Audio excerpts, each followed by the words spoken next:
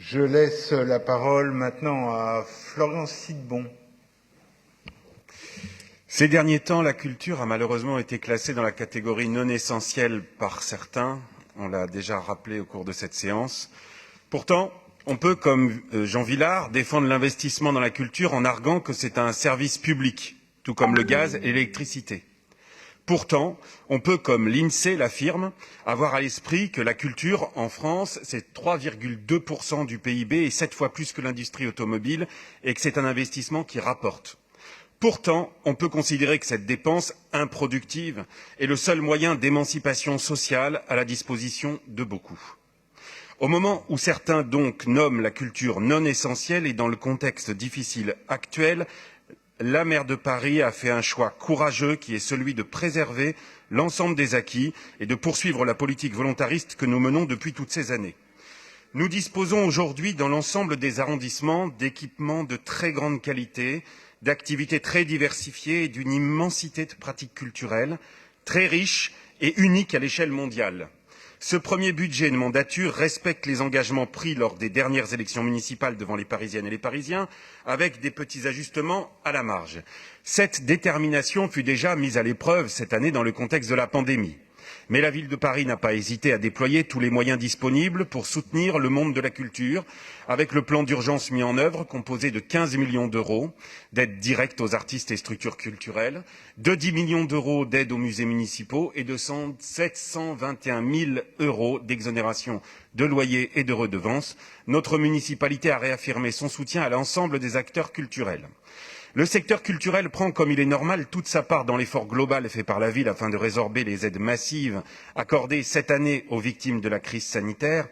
Et c'est ainsi qu'un effort sera fait, comme dans tous les secteurs, sur les frais généraux de fonctionnement notamment. Mais cette vigilance budgétaire globale en 2021 permettra de proposer au milieu culturel, en cas de besoin, de nouvelles aides ponctuelles en fonction de l'état global des finances municipales au cours de l'année.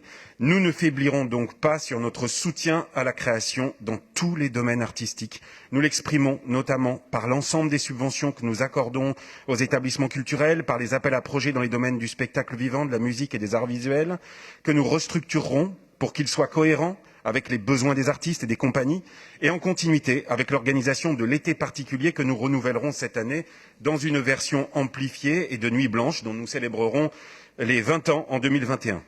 Nous maintiendrons la priorité accordée aux actions d'éducation et de proximité, notamment en conservant les moyens accordés aux conservatoires et aux bibliothèques, qui sont l'incarnation de cette ville du quart d'heure que nous appelons de nos vœux avec Karine Roland et Patrick Bloch. Nous en sommes fiers et les porterons comme le cœur de notre action culturelle. Nous avons pris la décision de maintenir la gratuité des collections permanentes de nos musées municipaux. C'est un bien commun que nous avons toujours souhaité rendre accessible à tous. En investissement, on peut signaler que 11,1 millions d'euros sont inscrits au BP 2021 pour les musées municipaux, ce que permettra d'achever les grands travaux de rénovation réalisés ces dernières années. En parallèle, une subvention d'1,5 million est prévue pour l'entretien des lieux et la restauration des œuvres, et une de 1 million permettra à Paris Musée d'enrichir ses collections. Les théâtres et les salles de spectacle, dont les cinémas, se voient allouer 14,3 millions contre 11,5 en 2020. Parmi ces montants, 11,8 sont inscrits pour les travaux au théâtre de la ville, dont la réouverture doit intervenir en 2021. Le réseau de bibliothèques sera doté de 15 millions pour l'entretien des équipements ainsi que pour l'acquisition des collections nouvelles. Ce montant est en progression de 5,3 millions par rapport au budget prévisionnel 2020. Dans la délégation de Karen Tayeb, je souligne l'effort très important consacré à la restauration des édifices cultuels qui se poursuit. 21,1 millions d'euros seront ainsi dépensés pour rénover et entretenir les 96 édifices cultuels parisiens.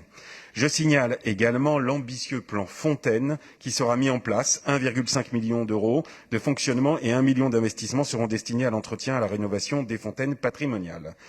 Ainsi, l'ensemble des efforts consentis dans ce budget culturel et les nécessaires réductions de dépenses n'affecteront ni les structures, grandes ou petites, et les subventions qui leur sont attribuées, ni l'emploi des agents travaillant directement auprès des usagers et des pratiquants des activités concernées, et je m'en réjouis. Aucun secteur n'est sacrifié. Pour défendre la vitalité de nos établissements, les acteurs culturels sont, en ce moment même où l'on parle, rassemblés place de la Bastille. Et je veux les saluer. Interrogeant l'inéquité qui leur est appliquée, plusieurs établissements ont déposé des recours liberté devant le Conseil d'État. Ils espèrent obtenir de celui-ci la même décision que celle rendue pour les lieux de culte, puisqu'ils se trouvent, d'un point de vue sanitaire, bien souvent exactement dans la même configuration. Plus que jamais, cette inutile nécessité se fait sentir.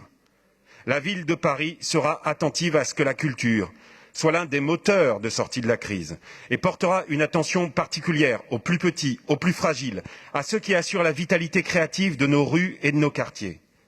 Il paraît que nous sommes en guerre. Pendant la guerre, quand on a demandé à Winston Churchill de couper drastiquement dans le budget des arts pour l'effort de guerre, il a répondu « Alors pourquoi nous battons-nous » À Paris, même dans la crise, surtout dans la crise, quand d'autres la nomment non essentielle, nous soutenons la culture.